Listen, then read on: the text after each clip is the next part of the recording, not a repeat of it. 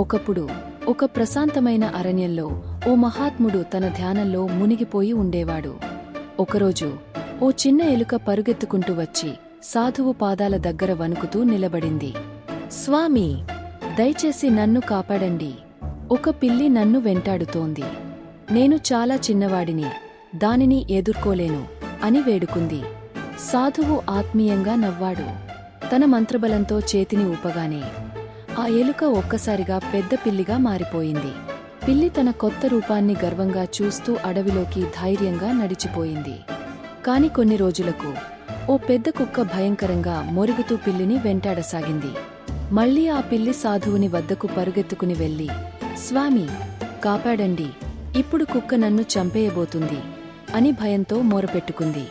సాధువు మళ్లీ తన శక్తితో ఆ పిల్లిని ఓ ధైర్యమైన కుక్కగా మార్చాడు. ఇప్పుడు కుక్క సంతోషంగా అడవిలో తిరుగసాగింది.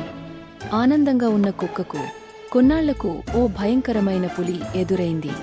ఆ పులిని చూసి తన గతి ఏమవుతుందో అర్థం చేసుకుని మళ్లీ సాధువు వద్దకు పరుగెత్తింది. స్వామీ, ఇప్పుడు పులి నన్ను తినబోతుంది అని భయంతో అరిచింది. సాధువు మళ్లీ తన శక్తితో ఆ కుక్కని ఒక శక్తివంతమైన పులిగా మార్చాడు. ఇప్పుడు ఆ పులి అడవిలో అతి శక్తిమంతమైన జంతువుగా మారిపోయింది. కాని అధికారంతో పాటు అహంకారం కూడా వచ్చింది. ఒకరోజు పులి ఆ సాధువు వైపు చూసి, నేను ఇంకా అతని మాట ఎందుకు వింటున్నాను? నేనే ఇప్పుడు బలవంతుడిని. అతన్ని వదిలించుకుని అడవిని నేనే ఎందుకు పాలించకూడదు అని ఆలోచించింది. అది దూకడానికి సిద్ధమైనప్పుడు సాధువు పులి కళ్లలో దురాశను చూశాడు.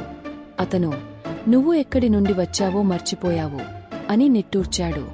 తన మంత్రబలంతో చేతిని ఊపగానే ఆ పెద్ద పులి క్షణాల్లోనే తిరిగి చిన్న భయపడే ఎలుకగా మారిపోయింది. ఎలుక నిశ్శబ్దంగా అక్కడి నుంచి పారిపోయింది. సాధువు మళ్లీ తన ధ్యానంలో మునిగిపోయాడు. ఈ కథ మనకు చెప్పే విషయమేంటంటే, మంచి చేసే మనిషికి ఎప్పుడూ చెడు తలపెట్టకండి. మీరు ఏమనుకుంటున్నారో మాకు తెలియజేయండి. మరిన్ని అద్భుతమైన కథల కోసం లైక్ చేయడం మరియు సబ్స్క్రైబ్ చేయడం మర్చిపోవద్దు.